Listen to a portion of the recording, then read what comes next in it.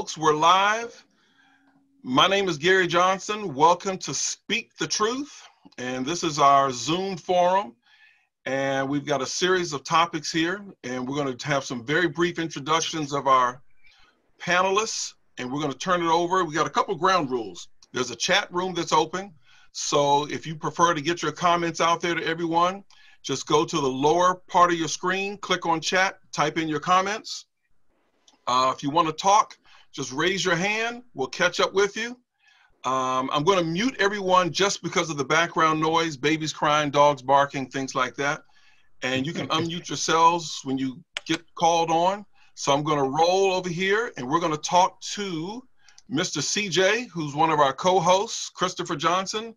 Give us 20 to 30 seconds of who you are and then pass the torch to Mr. Bell. Okay, I'm CJ, Chris Johnson. I'm a political commentator for Black Men in America, as well as a local music artist and political activist for certain causes. And I'm just here to kind of add my input of a younger generation millennial perspective, but I also want to kick it to the man himself, the legend. I didn't expect to do an intro, but I'll try to do my best to try to do justice to the man, the myth, the legend, Mr. Bell, the local sports, just like say OG legend in the game, maverick, truth teller. And I'm going to pass the ball to Mr. Bell. I'm Harold Bell. I am the co-host of Speak the Truth, native Washingtonian, youth advocate, pioneer in radio and television sports talk shows. Also, I'm a contributor to Black Men in America, one of the top websites in the country out of 100. Black websites. Black Men in America is in the top 10. I'm glad you're all here and looking forward to the show. And we're going to turn this over to my my former classmate of Spring Island High School. We go way back. A guy that's been in the struggle. You're talking about black farmers. He's been out there for decades, over 40 years. And the reason we're having this show is because of my relationship and being in the struggle and trying to give Brother Lucas as much time as possible, because this is a very important issue.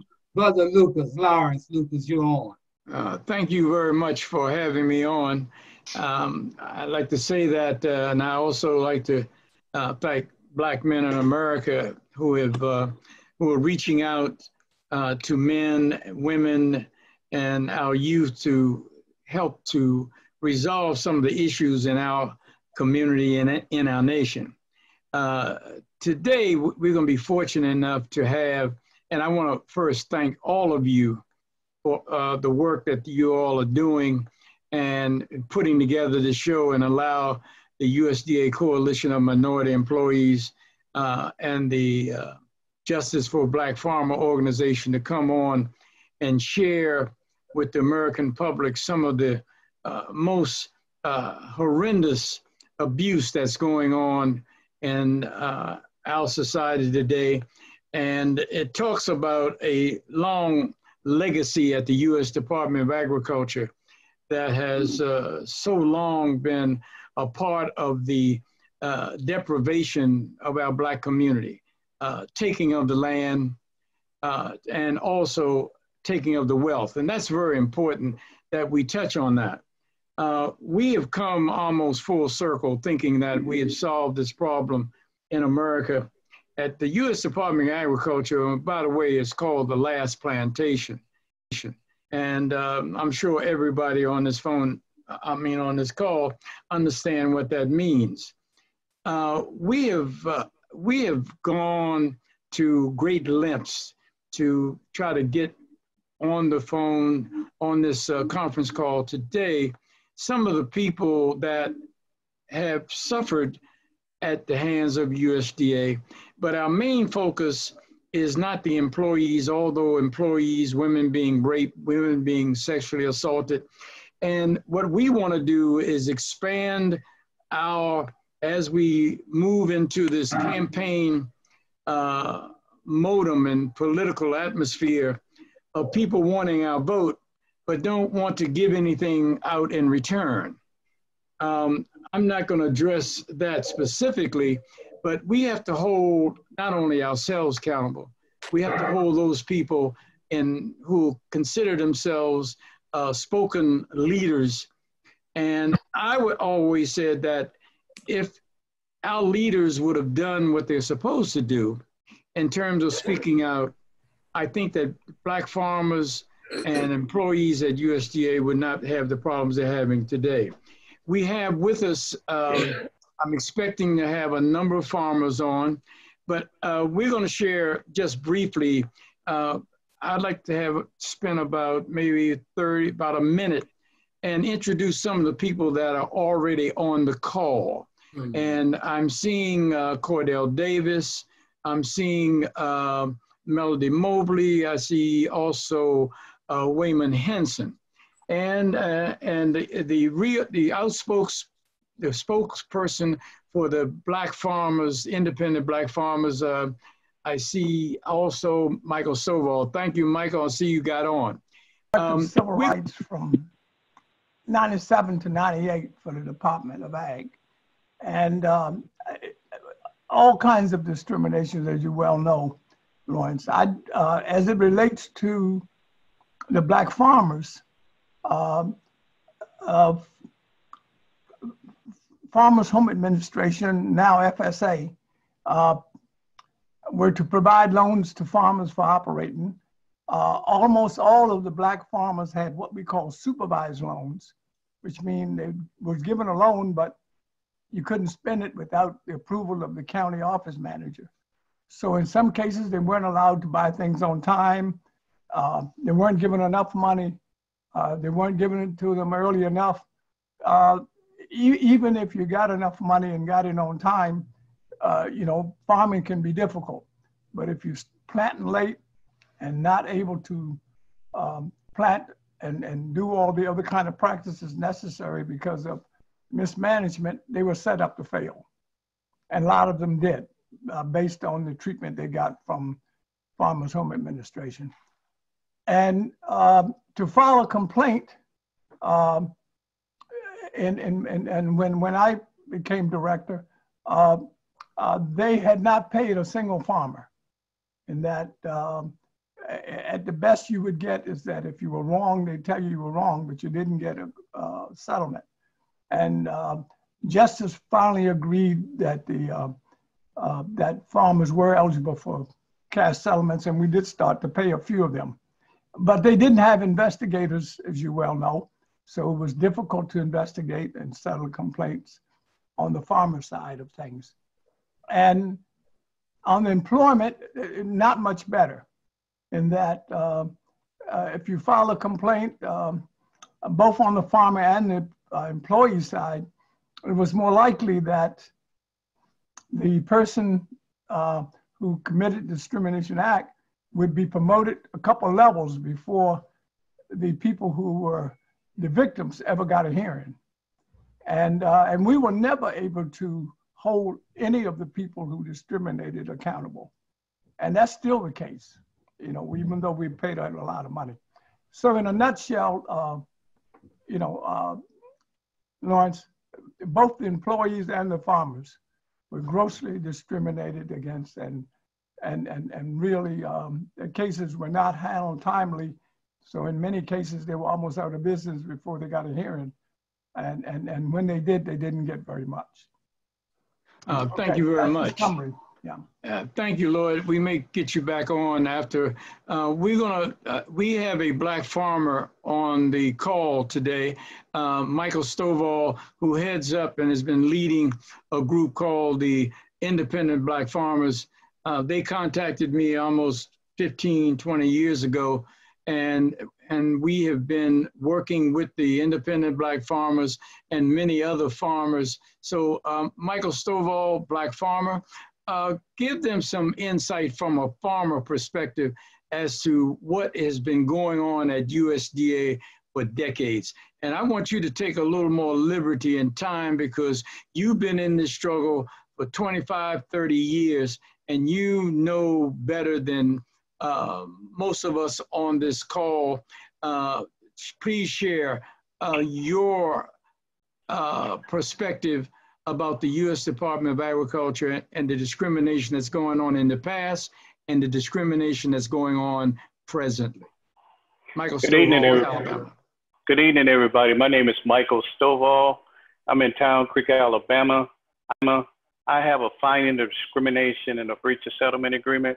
I've been 28 years with discrimination. I had chicken houses that they held up my loans to keep me from getting an operation. My loan was approved on March the 16th of 1998. I didn't get no money until November the 26th of 1998. Each year was at the end of the year to keep me from getting an operation. It went over into the next year. I didn't get no additional money until November the first loan, December the 26th the second loan.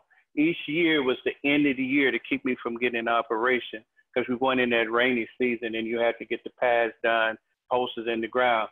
So I can use up to 5 years of money that was available for me to get up in operation. But before that, I had cattle, I had cows who come up killed. They killed my cows, brought me up on erroneous charges. I beat all that.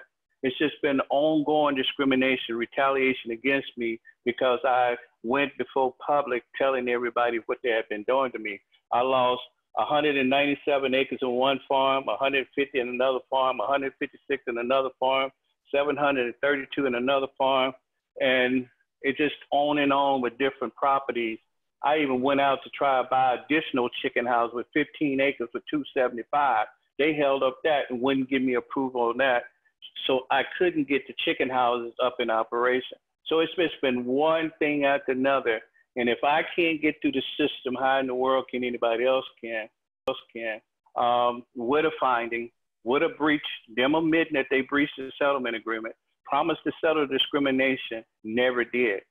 It says in my settlement agreement, if this settlement agreement is not carried out, Mr. Stovall have a right to reinstate the original complaint. They were so erroneous. By the time they settled the breach, they agreed, the Justice Department said, well, we settled the breach and reinstate your other claims and we're gonna settle the other claims. That never happened. What I should have did, and I didn't know at the time, I should have not settled any of it without settling all of it. But it had to have been a mission of breach before they can reinstate. But the Justice Department was so slick that they decided to settle the breach, which I didn't sign a settlement agreement. I only signed a judgment order to release the breach go so that I can reinstate the original claim. But those are the type of things they do to me. I had over 120 head of cows, man. When I got back to the got back to the farm, I had less than 30 cows. Cows was rustled during the night and was shot and killed, laying out in the field. And here it is, we're supposed to have a snowstorm and a little bit of calves still living, and they claim my cows started to starve to death, and that was a lie, and that was proven wrong. And then they turned around, kept retaliating against me over and over again. I had 59 cows in the sale barn and nowhere to go. The USDA employee bought the farm that I tried to purchase off and under me. See, the farm and home lady gave me 8.5% interest loan, and I qualified for a 4% interest loan. And the cattle and equipment was higher than the farm, cattle, and equipment altogether. So all that happened in the 1995, but my first loan I put in was in 1993. I appealed and won the appeal process, and then they turned around and gave me $66,000. The farm was $156,000, and the cattle and equipment was $66,000. They only gave me the $66,000, said I didn't have enough farm experience, and I've come from 4 generations of farmers. But those are the type of things they do to destroy black farmers. They hold up your loan. You might get approved for less of the amount than what you need for the farming. Then they held it up to late in the season where you can't get an operation. So they do it to everybody. Every black farmer struggle with trying to get through the USDA so they can take the land or so you'll fail. It's always something that they do to destroy your life. So I was ran off the road. I've been fighting this mess for 28 years. With a finding of discrimination to breach a settlement agreement. But you can't breach a settlement agreement without continuing to discriminate against me. See, all that. And then some of my cases ended up in statute of limitation, should have been settled. I got over 20-some complaints against the USDA right now. And still cases sitting out there, but that's what they do to black farmers across the country. It's all about taking the land from us. Not only me, as many black farmers in the similar situation that I am in. And some of them are dead today. I've seen a lot of them. I was 29 years old. We started out with John Boyd, and all of us got together, and James Meyer, we got together and went to Washington, D.C. to fight for justice for black farmers. Man, we seen so many black farmers then died trying to get their cases settled. They were so sick because of the hypertension and the diabetes that it caused for them to try to stay on the land. They destroyed so many black families across the United States of America. It's a shame. We done lost over 15 million acres of land because of discrimination on this agency. This agency, that's what happened to the black wealth in the black community. They stole it. And the USDA have destroyed many folks' lives. Okay. Thank you very much, Mr. Stovall. Did you have a comment, someone? Now that was just amazing, man. Thank you so much, Mr. Stovall. That is amazing, man. That folks don't realize, man, how land is being stolen from us, not given to us, not the 40 acres and the mule that we were promised. They're taking the land that we have right now. Go ahead, Lawrence. Okay, thank you very much. We have also a gentleman, Wayman Henson, who's also been studying this issue for decades. But also, he, with the help of Gary Grant, Black Farmer Organization out of North Carolina, were able to raise the amount of funds. And he's going to share with you a bit of history about the black farmer issue, but also important that he is one of the individuals that are working together along with Gary Grant and others to produce a film, a documentary. So I want to kind of get a perspective about the problem real quickly, Wayman, but also get into why this film is important to come out at this time. Thank you. I appreciate the the invitation to be with you today, and I really resonate very deeply with what Michael Stovall has said. I have heard his story, had read his story. To make a long story short, I stepped into the world of African American farmers back in 1994, and was psychological consultant for 4 of the first 15 farmers who settled with the USDA between 97 and 98. So I saw firsthand what the USDA was doing to these 4 particular farmers and their families. And then fast forward that 2-3 years ago, it had been on my heart for quite a while to tell the stories of those farmers who settled with the feds back in 97 to 99. And so working along with Gary Grant with BIFA out of North Carolina, we were able to generate X number of dollars, and then we were able to double that with contributions from our friends across the country. So the goal of, so this is with a project co-produced with Sean Hill. Sean is an African-American photographer, works for the Associated Press in New York City. What we wanted to do was to tell the stories of disenfranchisement, land loss, injustices at the hands of the USDA by simply turning on the camera and letting the farmers tell their stories. And so we interviewed 9 out of the 15 farmers who settled with the feds in 97 to 99. And they consistently tell the stories that Michael shared, that there's pain and there's suffering. Some people had already died in the process, eye problems, kidney problems, hypertension, on and on and on. And so when you are working hard to hold on to the farm during the day, and you stay up all night long worrying about whether they're going to come and seize your land at night, then it's no wonder that somebody would have a psychotic break. It's no wonder that somebody would have a stroke. No wonder that somebody would have kidney failure. So the stories of these discriminatory policies at the hands of the USDA and how the USDA employees could do this without impunity. they could marginalize people, they could treat white people right and black people wrong, white people would continue to grow their crops and the best seeds, the best land, on and on and on, but black people would be on the verge of losing their land. And they would never face any penalties for doing that.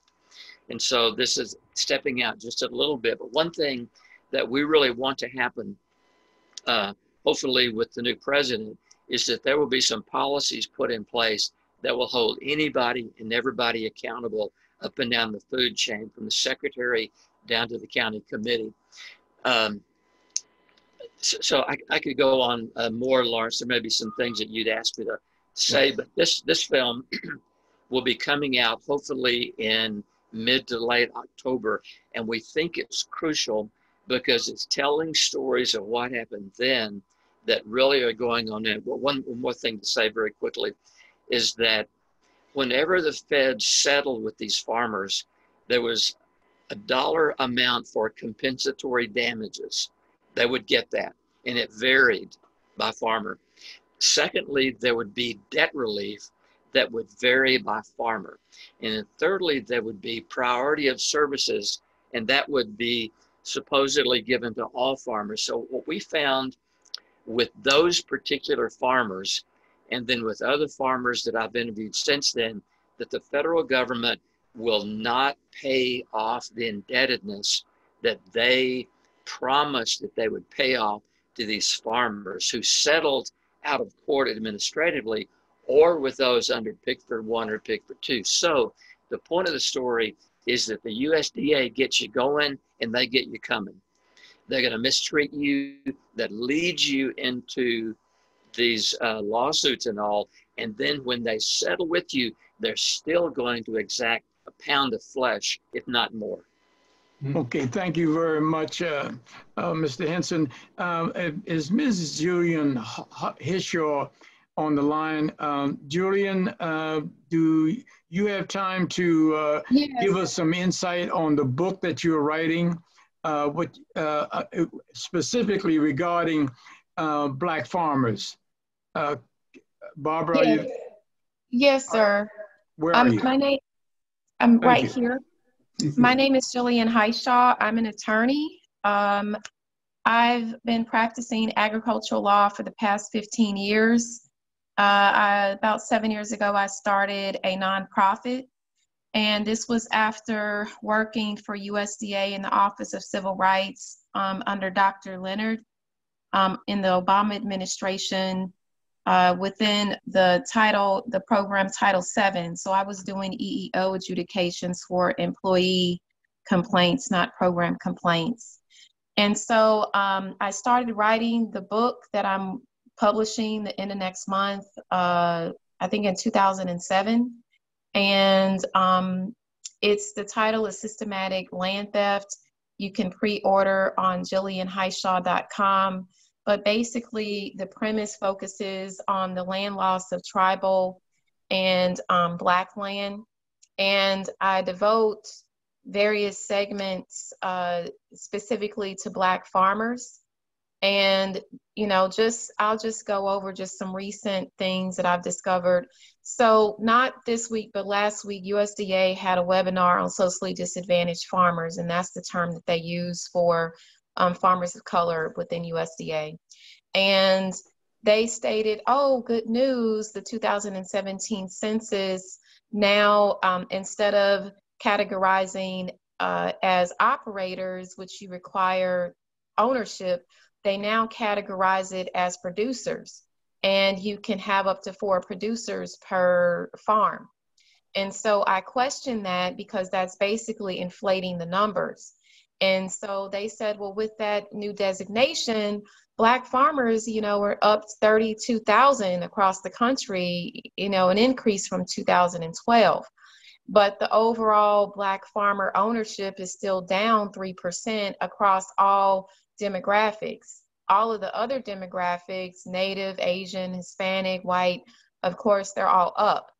And so I questioned that, but, of course, she wasn't from that department. But these are the things that are happening. In January, USDA started an urban agricultural department or arm, so to speak. And what they're doing is they're inflating these numbers by including urban farmers in the farm category. And so farming on a lot in a city is quite different from farming on acres. And, you know, I had another discussion with a Black urban farmer in Tennessee this week, and it didn't end pleasantly, because I told him he doesn't, you know, he didn't earn the title farmer. You're a gardener, because he hasn't lost land. He hasn't, you know, went up against USDA when it comes to predatory lending. You know, USDA under the Obama administration, it was 6 times higher to foreclose on a Black farmer than a white farmer. Under farm loans, a Black farmer has to collateralize 300%, as opposed to a white farmer is less than 50%. And so all of these things, and don't get me wrong, with the Bush administration, in his 8 years, he only found 1 finding of discrimination. And so with that being said, they're basically utilizing these urban gardeners to inflate the numbers. And, oh, you know, we'll give you a bone, we'll give you a lot, but that's not substantiating the 15 million acres that we've lost since the early 1900s. And so I go into that. I go into how the 5 civilized tribes owned Black slaves, which includes my family. My last name is Highshaw. That's part of the Cree tribe in Oklahoma. And my own family, my grandfather lost our farm due to a dishonest lawyer. And now where my grandfather's house used to be, there's an oil pump going up and down. But the Cree Nation, you know, it's with all of these 5 civilized tribes, it's very hard to get membership as a, you know, as a freedman, as a Black descendant. And so it goes into all that. So thank you very much. Okay, thank you very much. Harold, do we have a time? We have a young fellow from Rutgers University who we have about 4 or 5 minutes. Go ahead, Lawrence. We'll spend the time. Go ahead. Okay, thank you very much. Cordell Davis is a young man from Rutgers University now in North Carolina. He's working very closely with the coalition, but he was a gentleman that spoke up when we were talking about the plight of Black farmers and we saw a campaign slogan by Elizabeth Warren. And this young man spoke up and said, and did a video that got her attention, which helped us to get a plan from the Elizabeth Warren campaign that we have not been able to get to any other campaign. But Cordell, please explain to you what that video was about and why you did it. You got about 5 minutes. Thank you, Lawrence. So I have been doing a lot of research on food deserts, food insecurity, the wealth leaving African-American communities, the theft of land and wealth from African-Americans. Now, one of the researchers that the coalition has been working with, Nate Rosenberg, estimates that it's the amount of wealth stolen from the African-American community through the theft of land from farmers is probably upwards of $1 trillion. So I've been doing a lot of research on these issues. And then so we wrote a letter to Elizabeth Warren after she had released her initial farm plan, which she stated that heirs property was the main reason that African Americans were having their land stolen from them. And it completely negated the fact that the USDA was purposely stealing land, was giving more grants and funds to white farmers and large corporations. So we had a lot of issues with the wording that she ended up putting into her plan. So after we sent our letter to Elizabeth Warren, it was then discussed in the Washington Post. Some other journalists were also writing about the Washington Post was the big one. So after the Washington Post, I had created the YouTube video, USDA Discrimination, Elizabeth Warren and the Future. I talked about our demands to Elizabeth Warren, our demands to Congress, dealing with, we want reparations to African Americans who can trace their ancestry back to land theft, and all of these issues I was speaking about in this video, and then Elizabeth Warren did her campaign, came across it, and then they actually came out with the new Warren plan. Mm-hmm. And now the new Warren plan, we're hoping that Joe Biden will be putting that into his campaign. I just want to say, during all this research I've been doing now, Michael Stovall's story, I've come into that often through my research. And interesting, Ms. Hishaw just said how she wouldn't consider an urban. She said if you have a little farm in the inner city, then you're not actually farming, you're a gardener. Recently, I had a meeting with the Durham City Council. Durham is where Duke University is, and this was with a Black Lives Matter protester. So I've been doing a lot of Black Lives Matter protests in Raleigh, Durham area in North Carolina. So we asked the city council about urban agriculture. And the city council member said, do we have any farms in Durham? She was caught off guard by that question. And there are some farms in Durham, but she kind of came to that question because Durham has all these rezoning laws where they will take, if you have a farm in Durham, they'll take it from you so they can build apartments, give it to businesses. So they're already in such a far of a phase of taking the land that they're like, what do you mean? We actually still have farms in Durham? So I know a lot of these people in urban agriculture would be offended by saying, oh, what do you mean I'm only a gardener? But the reality is the city council will take your land so that actually a lot of people are resorting to only being a gardener in the cities. So there's definitely a lot of issues that are now, we're hoping that Joe Biden will address. We're hoping that he will take the Warren plan into his campaign and pass that. And so in my video, there's been a controversy how I ended it saying, if you've ever read The Hunger Games, you better prepare. So I just had a real feeling that something large was going to happen. So right now, you see a lot of journalists, a lot of news stations are saying we're having the highest food prices of all time.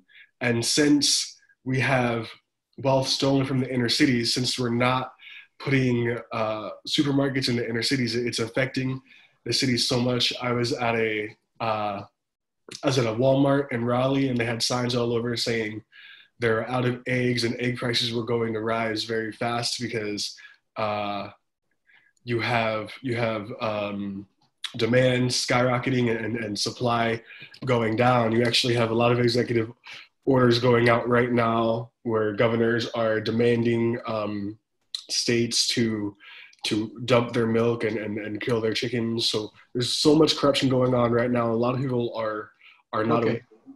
Okay. Thank you very much. Lloyd, do you have, you've listened to a lot of the conversations, you know about a lot of what all has been talked about. Do you have anything to add before we close? We'd like to, you have any points you want to make?